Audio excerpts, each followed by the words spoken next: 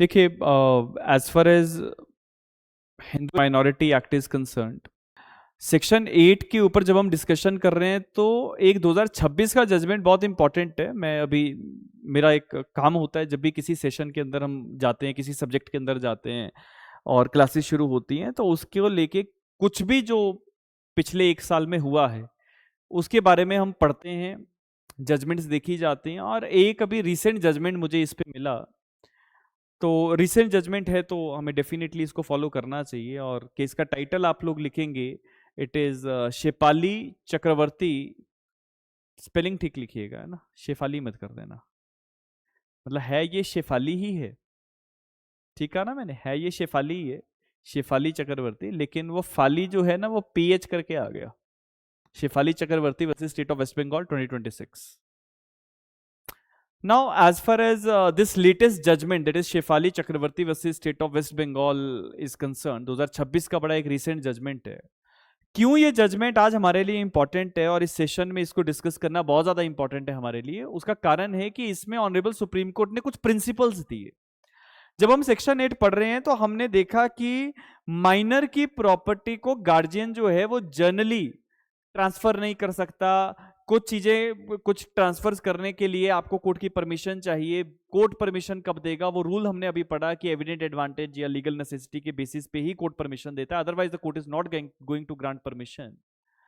अब वहीं से सवाल उठा कि अच्छा, what the test will be there, how the court will come on the conclusion कि okay this will be called to be an evident advantage या this will be called to be an necessity. तो इसको लेके कोई clarity नहीं थी अभी तक। चाहे आप फिर हनुमान प्रसाद वर्सेस मोहम्मद बुबई वाला जजमेंट देखें या कोई और जजमेंट देखें, उसमें कुछ क्लैरिटी नहीं मिलेगी।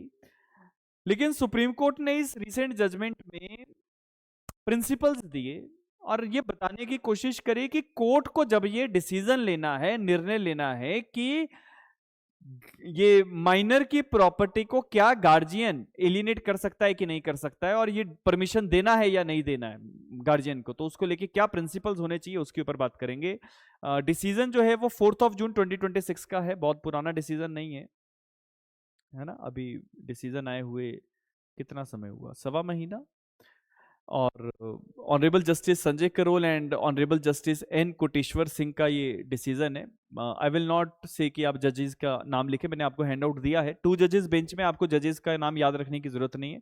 कोई भी जजमेंट जो 3 जजेस बेंच से ऊपर का हो उसमें नाम आपने जरूर ध्यान में रखने होते हैं, खास तौर पे जो बहुत ज्यादा लैंडमार्क जजमेंट हो जाए। अब इस केस के फैक्ट्स के ऊपर सबसे पहले बात करेंगे, ठीक है। मे आई प्रोसीड? कोई ब्रेक लेने की आवश्यकता तो नहीं है? चलें, चल। सो फैक्ट्स के ऊपर गौर करेंगे आप लोग, ठीक है, बिकॉज जब तक फैक्ट्स नहीं समझेंगे आपको क्लैरिटी नहीं मिलेगी कि हुआ क्या। तो एक प्रॉपर्टी है जो माइनर के पैटर्नल ग्रेट ग्रैंडफादर ने 1957 में परचेज करी थी। पैटर्नल ग्रेट ग्रैंडफादर मतलब father, grandfather, great grandfather. Hindi में क्या कहेंगे ग्रेट ग्रैंडफादर को?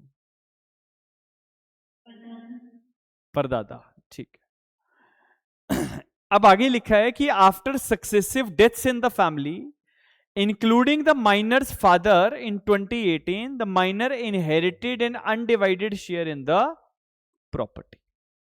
ठीक है, तो साथ साथ इसका एक चार्ट में बना के आपको देता हूं कि सिनेरियो है क्या। जैसे there is a person mister F, he was having a son S, grandson double S, and let's suppose there are 3 persons x, y and z। ठीक, अब इसकी बात कर लेते हैं, है ना। Let's suppose he was a minor. इसके great grandfather, father, grandfather, great grandfather ने कब प्रॉपर्टी परचेज करी थी? 1957 में mister F purchase the property. फिर जब इन्होंने प्रॉपर्टी परचेज करी उसके बाद इनकी डेथ हुई तो प्रॉपर्टी सन को आई होगी, फिर सन के बाद ग्रैंडसन को आई होगी और सक्सेसिव डेथ्स हुई फैमिली में। उसके बाद इन लोगों को प्रॉपर्टी मिली एंड मिस्टर एक्स का किस तरह का शेयर होगा? It is undivided share in the property. 2018 में इसके पिताजी की डेथ हुई है, तो उसके बाद इन लोगों का अनडिवाइडेड शेयर है, ठीक है, जिसको हम हिंदी में कहते हैं कि ये प्रॉपर्टी जो है वो को पार्सनरी प्रॉपर्टी चल रही है, और अगर आप उर्दू में कहें तो इसको कहा जाता है मुश्तिके की प्रॉपर्टी है, जो बहुत सारे लोगों के नाम पे है। नाउ फर्दर आने फैक्ट्स के ऊपर, तो लिखा after successive deaths in the family including the minor's father in 2018 the minor inherited an undivided share in the property. अब 2022 में क्या होता है कि सारे जितने को ओनर्स हैं उन्होंने डिसाइड किया कि जी प्रॉपर्टी को रीडेवलप करवाते हैं थ्रू अ बिल्डर, प्रॉपर्टी को रीडेवलप करवाते हैं। अब ये रीडेवलपमेंट करवाने का क्या प्रोसेस है, तो कोई भी आप में से अगर बच्चा दिल्ली या मेट्रो सिटी में रहा हो, चंडीगढ़ में रहा हो, तो वहां पे क्या होता है कि जैसे कोई आपकी प्रॉपर्टी है, जैसे लेट सपोज दिल्ली के किसी एक पर्टिकुलर इलाके में, लेट सपोज रजौरी गार्डन में एक छोटा सा प्लॉट है, और वो प्लॉट 2-3 लोगों का है। अब वो प्लॉट होगा कितना, लेट सपोज कुछ एक स्क्वायर मीटर है ना। अब आपके पास रजौरी गार्डन में या दिल्ली के पीतमपुरा में या चंडीगढ़ के किसी मिड ऑफ द सिटी के अंदर बहुत बड़ा कोई ओपन लैंड नहीं होगा। ये बात समझ पा रहे हैं ना आप लोग? ठीक है, हमारे यहाँ तो गांव में या हिमाचल में तो ओपन लैंड बहुत दिख जाता है ना, लेकिन शहरों में ये लैंड कम दिखती है ना। अब ये इतनी सी प्रॉपर्टी है ना, जो भी इस प्रॉपर्टी का एरिया रहा होगा, जैसे यहाँ पे 399 मतलब मान लो 1200 स्क्वायर फीट है या समथिंग लाइक दैट, एग्जांपल ले रहे हैं 1200 स्क्वायर फीट। अब 1200 स्क्वायर फीट की जमीन है, प्रॉपर प्लॉट है, और इसमें 3 मालिक हैं, ठीक है, 3 पर्संस आर दी ओनर्स। तो क्या कॉन्सेप्ट है शहरों में कि जी जो को ओनर्स होते हैं वो एक एग्रीमेंट करते हैं, रीडेवलपमेंट का एग्रीमेंट करते हैं बिल्डर के साथ। फिर बिल्डर उनको क्या करता है कि उनको एक मकान बना के देता है। मकान में कुछ हिस्सा जो है वो मतलब बिल्डर जो भी अपना प्रॉफिट निकाल रहा है वो प्रॉफिट निकालेगा। हो सकता है बिल्डर अपने लिए एक फ्लोर रिजर्व कर ले, उस फ्लोर को वो बेचेगा किसी को, और उसी प्रॉपर्टी में आपके लिए कुछ एकोमोडेशन तैयार कर दे। इस तरह से रीडेवलपमेंट के प्रोजेक्ट्स जो है वो शहरों में चलते हैं। तो उसी तरह से यहां पे 2022 में जितने भी को ओनर्स थे उन्होंने डिसाइड किया कि हमारी जो प्रॉपर्टी है उसको बिल्डर के थ्रू क्या करवा लेते हैं, रीडेवलप करवा लेते हैं, ठीक है। तो अंडर द डेवलपमेंट एग्रीमेंट, अब ये व्यक्ति तो एक्स तो माइनर है, तो डेवलपमेंट एग्रीमेंट के अकॉर्डिंगली माइनर को क्या मिलेगा, तो 1/3 share in the first floor flat, और साथ में 10 लाख रुपए मिलेंगे। बात समझ में आ रही है? Yes everyone? अब इसका मतलब, अब देखो टोटल जो एरिया था फर्स्ट फ्लोर पे आएगा वो अराउंड 1100 समथिंग स्क्वायर फीट आएगा। तो तीसरे हिस्से में जब उसको डिवाइड किया तो 399.33 स्क्वायर फीट का एरिया निकला। मतलब अप्रोक्सीमेटली 1200 स्क्वायर फीट के आसपास का एरिया होगा एक फ्लोर पे। उसमें 1/3 पोर्शन हमने किसको दे दिया, 1/3 पोर्शन किसको दे दिया, किसको दे दिया एवरीवन प्लीज? हाँ, माइनर को। और साथ में माइनर को कंसिडरेशन के तौर पे क्या मिल रहा है, 10 लाख रुपीस, ठीक है, ठीक है। अब ये जो माइनर का शेयर था इसके साथ इसकी मदर भी नेचुरल गार्जियन है और उनका भी एक शेयर होगा। अब अल्टीमेटली क्योंकि माइनर का उस प्रॉपर्टी में राइट है, ठीक है, माइनर का उस प्रॉपर्टी में राइट है, तो जैसे यहाँ पे ये जैसे हमने सिचुएशन बनाया, मैंने 3 लोग ऐसे बना दिए, लेकिन यहाँ पे मैं अगर Z को, अगर आप भी कर सकते हैं तो Z को काट के ना यहाँ पे मदर बना दो, मतलब एक विडो बना दो ना, तो 1 2 और 3 इस तरह से 3 शेयर बन गए, ठीक है, इस तरह से 3 शेयर बन गए। अब मदर भी एक उस प्रॉपर्टी में हिस्सेदार है, माइनर चाइल्ड भी हिस्सेदार है, ठीक है, और एक और व्यक्ति हिस्सेदार है। ये कौन कैरेक्टर्स है, I am not commenting on that, मैं सिर्फ मदर और माइनर की बात कर रहा हूं।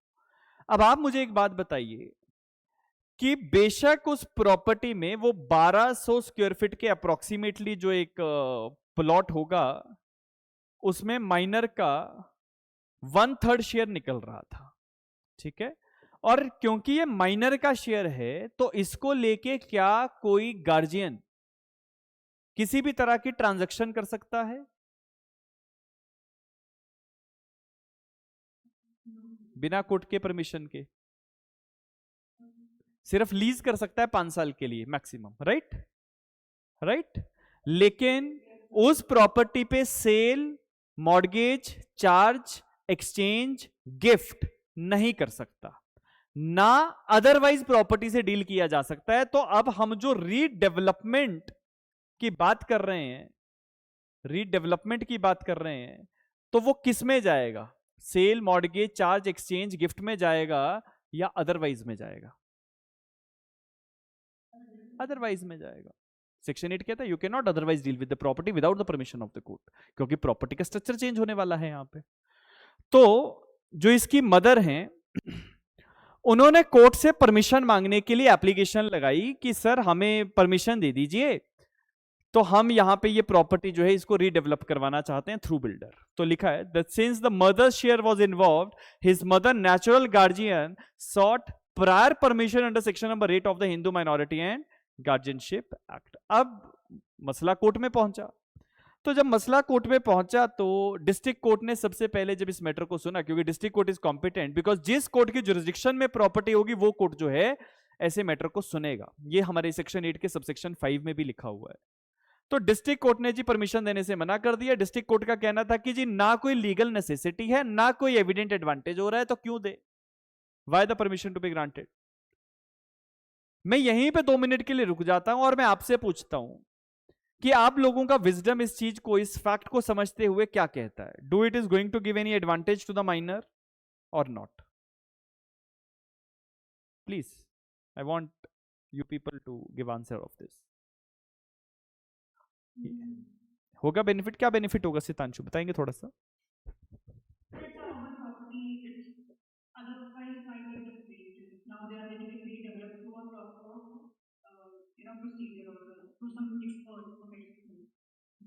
ठीक ठीक, आप सुप्रीम कोर्ट के जज बनने लायक हैं, आप सुप्रीम कोर्ट के जज बनने लायक हैं। ठीक है, क्यों? क्योंकि देखो डिस्ट्रिक्ट कोर्ट ने इस चीज को नहीं समझा, इवन हाई कोर्ट ने भी नहीं समझा, लेकिन सुप्रीम कोर्ट ने इस चीज को यह समझ लिया कि अगर ये 1200 स्क्वायर फीट की प्रॉपर्टी 3 लोगों के हिस्से में ऐसे ही रहेगी तो इससे कोई बेनिफिट नहीं होगा। At the end of the day कल को जब तक तीनों लोग प्रॉपर्टी बेचने नहीं जाएंगे नहीं बिकेगी, right? If only 2 of the owners are ready to sell the property and the third one is not ready to sell the property will not be sold out. और पार्टीशन अगर करेंगे तो कितना कितना, वो 400 स्क्वायर फीट कितना area निकलेगा, ठीक है? और प्रॉपर्टी की वैल्यू डिमिनिश हो जाएगी अगर पार्टीशन हो जाता है। बात समझ पा रहे हैं एवरीवन? प्लीज सुमन, आ रहा है, क्लियर हो रहा है? ठीक है, तो अब इस चीज को आगे समझते हैं। तो डिस्ट्रिक्ट कोर्ट ने परमिशन जो था वो नहीं दिया। हाई कोर्ट ने भी, जब हाई कोर्ट में अपील गई मदर के थ्रू कि जी आप परमिशन दे दो, तो हाई कोर्ट ने भी अपील डिसमिस कर दी। Subsequently the matter went to the supreme court. अब सुप्रीम कोर्ट के सामने ब्रॉडरली 3 इश्यूज चल रहे हैं, like what is the scope of section 8 of Hindu minority and guardianship act, how should the court will determine the necessity and evident advantage, and whether redevelopment agreement is benefited is going to give any benefit to the minor or not। ये 3 सवाल थे कि जी section 8 का दायरा क्या है, what is the scope of that. और ये जो हम बार बार बात कर रहे हैं जब से मैंने आज सेशन ओपन किया है, और लगभग 1.5 hour is about to over, और हम बार बार बात कर रहे हैं लीगल नेसेसिटी, एविडेंट एडवांटेज, लेकिन अभी तक मैंने बताया नहीं कि एविडेंट एडवांटेज क्या है। मैं सुप्रीम कोर्ट के जजमेंट के माध्यम से ये बताने की आपको कोशिश करूंगा कि एक्चुअली में एविडेंट एडवांटेज किसे कहा जाएगा। और तीसरी जो चीज थी कि रीडेवलपमेंट एग्रीमेंट जो है क्या उससे माइनर को कोई बेनिफिट होगा या नहीं होगा। तो सुप्रीम कोर्ट की रीजनिंग पे आते हैं।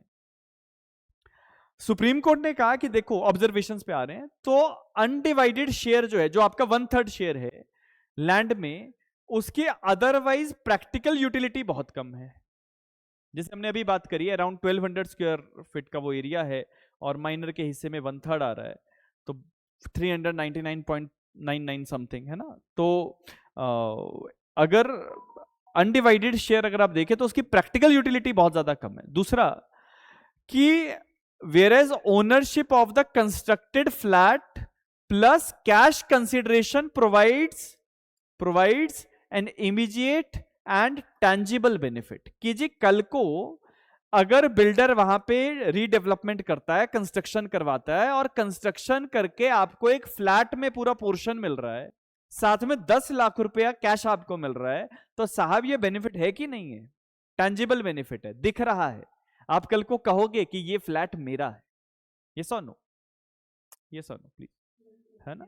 इसके साथ साथ यही सब चीजों को ध्यान में रखते हुए honourable supreme court had granted the permission in this, permission दिया, और कुछ इंपॉर्टेंट चीजें जो थी वो सुप्रीम कोर्ट ने कही, उसके ऊपर ऑब्जर्वेशंस के ऊपर बात करते हैं, फिर प्रिंसिपल्स पे आएंगे, और प्रिंसिपल्स फिर मैं आपको डिक्टेट भी करवा दूंगा। तो इंपॉर्टेंट ऑब्जर्वेशंस क्या क्या हैं? पहली चीज की, जो नेचुरल गार्जियन है, he is in a fiduciary capacity, जैसे मदर एंड सन, तो son is having utmost believe and good faith on his mother, correct? Correct, ये नो? ठीक है, एक बच्चा खास तौर पे माइनर की अगर बात करें, तो वो अपने फादर या मदर के ऊपर विश्वास करता है, अटमोस्ट गुड फेथ जिसको हम कहते हैं, फिड्यूशरी कैपेसिटी कहते हैं, one is in a dominating position हम कहते हैं, है ना? तो उन सब चीजों की बात है। There is a relationship of faith and confidence. Fiduciary का मतलब होता है when there is a relationship of faith and confidence, faith and confidence. तो इन्होंने कहा कि नेचुरल गार्जियन केवल प्रॉपर्टी की मालिक नहीं है वहां पे 1/3 शेयर में, and he or she merely manages the minor's property in the fiduciary capacity, and therefore every transaction involving minor's property required strict judicial scrutiny। क्यों ये चीज कोर्ट ऑब्जर्व कर रही है? क्योंकि आप लोगों को, अगर आप कॉन्ट्रैक्ट के सिद्धांत जानते हैं, कॉन्ट्रैक्ट के रूल्स जानते हैं, कॉन्ट्रैक्ट के प्रिंसिपल्स प्रोविजंस जानते हैं, तो आप एक चीज समझते होंगे कि सेक्शन नंबर 16 के अंदर, सेक्शन नंबर 16 के अंदर क्या प्रिंसिपल हमें मिलता है कॉन्ट्रैक्ट में? बताइए। Undue influence. और अनड्यू इन्फ्लुएंस कौन कर सकता है? Any person who is in the fiduciary capacity और having the dominating position, correct? Correct, है ना? अब अगर मैं छोटा सा एक उदाहरण आपको देता हूं, आप लोग बहुत समझदार बच्चे हैं, एक चीज समझ जाएंगे कि अगर एक लड़का है, माइनर है, मान लीजिए 12 साल की उम्र का है, उसके नाम पे एक प्रॉपर्टी है, प्रॉपर्टी की कीमत लेट सपोज 50 लाख है, और उसके फादर ने कहा कि बेटा ये डॉक्यूमेंट एग्जीक्यूट कर दो, इसमें वो आपकी जो प्रॉपर्टी है वो मेरे नाम पे ट्रांसफर हो जाएगी। तो बच्चे ने साइन कर दी है, ठीक है, या बच्चे ने किसी तरीके से अलाउ कर दिया, ठीक है। अब वो ट्रांजैक्शन वैलिड होगी या नहीं होगी, या उसका डॉक्यूमेंटेशन वैलिड है कि नहीं है, वो एक अलग विषय है, क्योंकि minor is not competent to transfer the property, तो वैसे भी डॉक्यूमेंट वैलिड नहीं होगा। लेकिन ये जो ट्रांजैक्शन फादर करने की कोशिश कर रहे हैं, is it not there might be an undue influence upon the child? Yes और no? Because he is believing upon his father. तो इसीलिए कोर्ट ने इस केस में भी कहा कि मदर जो है वो फिड्यूशरी कैपेसिटी में बैठी है, वो केवल प्रॉपर्टी की मालिक नहीं है, वहां पे 1/3 पोर्शन की मालिक नहीं है, लेकिन 1/3 पोर्शन की मालिक होने के साथ साथ वो एक को ओनर की मदर भी है, और को ओनर की मदर होने के नाते वो उसको डोमिनेट कर सकती है, उसकी फ्री विल को वो जो है अफेक्ट कर सकता है। तो अल्टीमेटली कोर्ट ने कहा कि जब ऐसी कोई ट्रांजैक्शन आ जाए तो उसकी स्ट्रिक्ट जुडिशियल स्क्रूटनी होना बहुत ज्यादा जरूरी है। Point clear? ठीक, ठीक। इसके बाद second thing is welfare of the minor. पूरा का पूरा हमारा minority and guardianship act section number 13 के सिद्धांत पे चलता है, और सेक्शन 13 कहता है welfare of the child is a paramount consideration. Welfare of the child is Paramount consideration. और ना केवल सेक्शन नंबर 13 की मैं बात करूंगा, कोई भी जब हस्बैंड और वाइफ के बीच में डिस्प्यूट हो, बच्चे की कस्टडी का डिस्प्यूट हो कि बच्चा किसके साथ रहेगा, तो एक ही चीज हमेशा देखी जाती है, welfare of the child. Welfare of the child is a paramount consideration in all the cases, either the case is related to guardianship, either the case is related to custody of the child, or the case is related to dealing with the property of the minor, welfare of the child। तो court का क्या कहना है, इस पे बात करेंगे। तो कोर्ट कहता है कि the purpose of section 8 is two is protection of the minor, not unnecessarily obstruction of beneficial transactions. तो हमारे सेक्शन 8 का ऑब्जेक्टिव है माइनर को प्रोटेक्ट करना, ना कि अननेसेसरली किसी बेनिफिशियल ट्रांजैक्शन को रोक देना। तो जब कोर्ट के सामने ऐसा कोई सवाल आता है कि ये ट्रांजैक्शन बच्चे के बेनिफिट के लिए है या नहीं है, तो कोर्ट दो चीजें देखेगा कि क्या बच्चे का इंटरेस्ट इससे प्रोटेक्ट हो रहा है कि नहीं हो रहा है, और क्या माइनर की पोजीशन इंप्रूव हो रही है कि नहीं हो रही है। अब इस प्रेजेंट सिनेरियो में आप इस रूल को अप्लाई करके देखें, जो प्रेजेंट केस हम देख रहे हैं। तो वो 1200 स्क्वायर फीट की प्रॉपर्टी जिसमें आप 1/3 के मालिक थे, और उसके बाद अगर उसमें रीडेवलपमेंट हो जाए, बिल्डर मकान बनाए और आपको एक कंस्ट्रक्टेड फ्लैट मिले और आपको 10 लाख रुपया मिले, तो आपकी पोजीशन इंप्रूव होगी या नहीं होगी? माइनर की पोजीशन है ना। दूसरी चीज कि माइनर को प्रोटेक्शन मिल रहा है कि नहीं मिल रहा है? मिल रहा है, क्यों नहीं मिल रहा है? क्योंकि जब वो ओपन जमीन है तो ना छत है ना कुछ है, लेकिन जब वहां फ्लैट बन के मिलेगा तो it is going to ultimately protect the interest of the minor also. तो again this thing is inclined in favour of the this transaction. फिर तीसरी चीज कोर्ट ने कही कि जी प्रैक्टिकल एडवांटेज देखा जाता है। प्रैक्टिकल एडवांटेज, तो प्रैक्टिकल एडवांटेज को देखने के लिए कोर्ट का ये कहना है that court stated that court must adopt the realistic approach। अब ऐसे एक जो हम कहते हैं ना कि you should not be acting mechanically, ठीक है। जजेस शुड नॉट एक्ट मैकेनिकली कि अच्छा पास्ट में ऐसा ही होता था ऐसे ही करेंगे, वो लीगल नेसेसिटी और एविडेंट एडवांटेज वाला वो चलता आ रहा है 1856 से, हनुमंत प्रसाद की जजमेंट से, तो वही चला देंगे। नहीं, रियलिस्टिक अप्रोच आपको उसका देखना पड़ेगा। And what the court had state कि जैसे एक एग्जांपल कोर्ट ने दिया, instead of asking can the property B retained, the correct question is will redevelopment leave the minor in the better position. ठीक है, दो चीजें हैं कोर्ट के सामने। कोर्ट ने कहा कि जी ये मत पूछो कि प्रॉपर्टी रिटेन करें या ट्रांसफर होने दें या परमिशन दे दें। कोर्ट ने कहा कि ये सवाल ही गलत है। आपका सवाल ये होना चाहिए कि अगर रीडेवलपमेंट हम कर रहे हैं उस प्रॉपर्टी के ऊपर, तो इससे माइनर की पोजीशन में क्या फर्क पड़ेगा? Do his position will become better और not? This should be the proper question. The next one is court should avoid the technical approach. The permission cannot be refused mainly because the necessity is not absolute। कि जी अभी sir क्या जरूरत है, ऐसे कहते हैं ना, सर क्या जरूरत है, प्रॉपर्टी क्यों ट्रांसफर करनी, जरूरत ही नहीं है, हमारे पास तो पहले से मकान है। ठीक है, ये एक रियलिस्टिक अप्रोच नहीं है। रेदर आप एक जर्नल मैकेनिकल या टेक्निकल पॉइंट्स पे आ रहे हैं। तो नेसेसिटी इज नॉट एब्सोल्यूट, इस कारण से परमिशन को आप मना कर दें, ये सही नहीं है। फ्यूचर इवेंट्स आर अनसर्टेन, ये देखा जाता है, और थ्रेटिकल रिस्क जो है वो एग्जिस्ट कर रहा है कि नहीं, ये भी देखा जाता है। तो लिखा हुआ है permission can not be refused merely because the necessity is not absolute, future events are uncertain, theoretical risk exist or not. तो ये सारे पॉइंटर्स ऑनरेबल सुप्रीम कोर्ट ने दिए।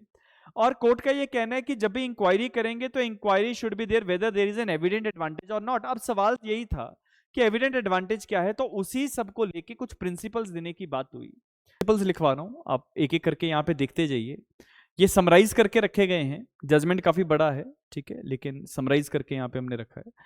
तो पहला पॉइंट जो यहाँ पे कोर्ट ने कहा, मैं फिर लिखवाऊंगा अपने तरीके से, तो पहला पॉइंट आप लोग पढ़ भी पा रहे होंगे। लिखता है section 8 restricts the power of natural guardian regarding the immovable property, the prior permission of the court is mandatory before alienation. Full stop. एक काम करते हैं, मैं पहले प्रिंसिपल्स पूरे पढ़ा देता हूं, उसके बाद फिर डिक्टेशन वाला पार्ट लेके आएंगे, वो लास्ट ही रहेगा फिर क्लास के लिए ना। तो प्रिंसिपल नंबर 2 पे आओ। तो प्रिंसिपल 2 कह रहा है transfer without permission is not void. Rather वो किस नेचर का होगा everyone? Yes, transfer without permission is not void, rather it is voidable at the instance of minor। तीसरा जो प्रिंसिपल है कि जी माइनर उसको कब चैलेंज कर सकता है? The moment he attains majority. तो लिखा right to challenge arises after attaining majority and the minor can avoid the transaction within the limitation period. ठीक है, तो किसी भी ट्रांजेक्शन को अगर आप चैलेंज करना चाहते हैं तो you are having the time period as per the limitation law. After the classes on Hindu law we will be taking up the limitation law after this, तो वहां पे फिर हम वो पूरी टाइमलाइंस की बात करेंगे। Next one is principle number 4 कि separate declaratory suit is not always necessary, the minor can avoid the transaction by conduct showing the rejection. कि जी अगर तो ट्रांजैक्शन हो गई और कोर्ट से परमिशन भी नहीं लिया था, तो उस सिनेरियो में माइनर को अलग से डिक्लेरेशन का सूट करने की जरूरत नहीं है कि मेरी प्रॉपर्टी है डिक्लेयर करो और उसके बाद फिर वो कैंसलेशन या रिसेशन ऑफ द एग्रीमेंट के लिए जाए। Rather he can directly go for the agreement, है ना। और अगर वो ट्रांजैक्शन को कैंसिल करवाना चाहता है, specific relief act which is one of the upcoming subject in the foundation classes, limitation और एसआर अब ये अपकमिंग सब्जेक्ट्स है, तो वहां पे आप लोग समझोगे कि किसी भी ट्रांजैक्शन को, किसी भी कॉन्ट्रैक्ट को कैसे चैलेंज किया जा सकता है और ट्रांजैक्शन को रिसाइंड करवाया जा सकता है। फिर पांचवा जो प्रिंसिपल कोर्ट ने दिया कि जब तक ये ट्रांजैक्शन अवॉइड ना करवाई जाए, the transaction is binding upon the minor, transaction is binding upon the minor. तो अगर वो चैलेंज कर देता है, वेल एंड गुड, नहीं करता है तो उसके ऊपर बाइंडिंग होगी। Section number 8 applies only to the minor's separate properties, it applies only to the minor's separate properties. और माइनर का अगर किसी भी अनडिवाइडेड ज्वाइंट फैमिली प्रॉपर्टी में कोई शेयर था तो क्या वो सेक्शन 8 से रेगुलेट होगा? The answer is no. क्यों? क्योंकि undivided share in the joint family property जो है, it is regulated by which section of Hindu minority and guardianship act? Section 12, है ना। और सेक्शन 12 कहता है that adult member of the family in whose management the properties, that person will be the manager of that also. फिर principal number 7 आया कि permission जब court देगा तो परमिशन किस बेसिस पे देगा? तो दैट इज नेसेसिटी और एविडेंट एडवांटेज। और इस केस के जब फैक्ट्स मैं आपके सामने रख रहा था तो हमने एविडेंट एडवांटेज क्या है वो बात करी। प्रिंसिपल नंबर 8 हमने यहाँ पे लिखा है that making unauthorised transfers voidable instead of void. तो प्रोटेक्शन जो है इससे माइनर को मिलेगा और प्रॉपर्टी को लेके जो ट्रांजैक्शंस हुई हैं उनको एक सर्टेनिटी जो है वो मिल सकती है, ठीक है। और मिलेगी कब? जब उस ट्रांजैक्शन को चैलेंज करके कैंसिल करवाया जाएगा। तो these are the 8 principles which had been given by the Honorable Supreme Court. इसके बाद कोर्ट ने एविडेंट एडवांटेज क्या क्या है इसको लेके बहुत एक इंपॉर्टेंट मीनिंग इस जजमेंट के अंदर दिया, और उसको भी एक बार आप गो थ्रू करें कि एविडेंट एडवांटेज का मतलब क्या है। तो लिखा है the meaning of evident advantage, the court explain the evident advantage means the transaction that places minor in a better practical position. ये मैं अभी डिक्टेट करवाऊंगा आप लोगों को, लेकिन पहले गो थ्रू कर लो क्या क्या है। तो एविडेंट एडवांटेज का क्या मतलब है कि जी माइनर की पोजीशन बेटर हो रही है कि नहीं, प्रैक्टिकल एस्पेक्ट में बेटर हो रही है कि नहीं, रियलिस्टिक अप्रोच आपको फॉलो करना है, you are not going to see only the traditional approach. और कैसे ये माइनर की पोजीशन बेटर हो सकती है, तो ऑनरेबल सुप्रीम कोर्ट ने कुछ एग्जांपल्स दिए। जैसे मान लीजिए जो इस केस में हो रहा था कि जी ओपन लैंड था और उसमें कंस्ट्रक्शन होकर माइनर को एक मकान मिल रहा था, तो बेटर रेजिडेंशियल अकोमोडेशन जो है वो एविडेंट एडवांटेज माना जाएगा। बेटर फाइनेंशियल सिक्योरिटी जो है वो एविडेंट एडवांटेज माना जाएगा। प्रॉपर्टी की अगर मार्केट वैल्यू बढ़ रही है तो that will be called to be an evident advantage. Easier enjoyment अगर मिल रहा है तो एविडेंट एडवांटेज है। प्रोडक्टिव इन्वेस्टमेंट अगर वो दिख जाती है तो वो एविडेंट एडवांटेज माना जाएगा। लेकिन स्पेकुलेटिव बेनिफिट नहीं होना चाहिए। स्पेकुलेटिव बेनिफिट क्या होता है कि जी आज ये प्रॉपर्टी इतने की है जी, 10 साल बाद इतने करोड़ की बिकेगी, वो स्पेकुलेशन है, संभावनाएं हैं, और संभावनाओं के आधार पे अगर आप कोई बेनिफिट की बात करते हो तो वो नहीं होगा, ठीक है। कि सर हम ये माइनर की एक प्रॉपर्टी, माइनर के लिए प्रॉपर्टी है और अगर ये प्रॉपर्टी हम रिटेन करते हैं तो इतनी वैल्यू इसकी हो जाएगी, सर ये स्पेकुलेशन है। जो प्रेजेंट सिनेरियो में चल रहा है उसके आधार पे आपको देखना है कि माइनर की पोजीशन जो है वो बेटर हो रही है या नहीं हो रही है। Is it clear everyone? Please, ठीक है। तो अब ये पूरे जो प्रिंसिपल्स हमने समझे, जो एविडेंट एडवांटेज का कॉन्सेप्ट ऑनरेबल सुप्रीम कोर्ट ने इस Shefali Chakraborty versus state of West Bengal के केस में दिया है, तो उसको मैं थोड़ा सा आपको